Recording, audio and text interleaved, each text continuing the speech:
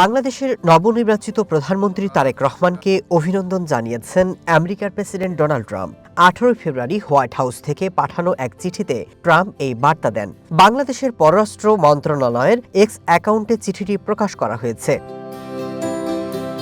চিঠির শুরুতে Donald Trump আমেরিকার জনগণের পক্ষ থেকে তারেক রহমানকে অভিনন্দন জানিয়ে প্রধানমন্ত্রী হিসেবে তার মেয়াদ সফল হওয়ার কামনা করেন। দুই দেশের সম্পর্কের ভিত্তি এবং ইন্দো প্যাসিফিক অঞ্চলকে মুক্ত রাখা প্রসঙ্গ তুলে ধরেন ট্রাম্প। বলেন, একটি উন্মুক্ত ইন্দো প্যাসিফিক অঞ্চলকে শক্তিশালী এবং সার্বভৌম রাষ্ট্রগুলোর সমৃদ্ধি নিশ্চিত করতে দুই দেশের অংশীদারি গুরুত্বপূর্ণ ভূমিকা রাখছে।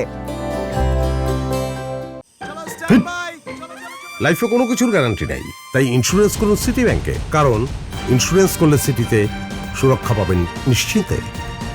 প্রেসিডেন্ট ট্রাম্প আশা প্রকাশ করেন, দুই দেশের মধ্যে বিবদমান পারস্পরিক বাণিজ্য চুক্তির বাস্তবায়নের মাধ্যমে কৃষক এবং শ্রমিকদের জন্য ইতিবাচক সুফল বয়ে আনা সম্ভব হবে। পাশাপাশি প্রতিরক্ষা সহযোগিতা জোরদারের উপর গুরুত্ব আরোপ এবং বাংলাদেশে উন্নত মানের আমেরিকান সামরিক সরঞ্জাম প্রবেশাধিকার নিশ্চিতে উদ্যোগ নেওয়ার আহ্বান জানান ট্রাম্প। তিনি আরও বলেন, আমেরিকা এবং বাংলাদেশের সম্পর্ককে আগের চেয়ে আরও শক্তিশালী এবং সমৃদ্ধ করতে একসাথে কাজ করার সুযোগ রয়েছে। বাংলাদেশে নিযুক্ত রাষ্ট্রদূতের উপর সম্পূর্ণ আস্থা রাখার কথাও জানান ট্রাম্প। চিঠির শেষে প্রেসিডেন্ট ট্রাম্প তারেক রহমানকে আগামী দিনগুলোর জন্য শুভকামনা জানান। Masud Rana, one international desk.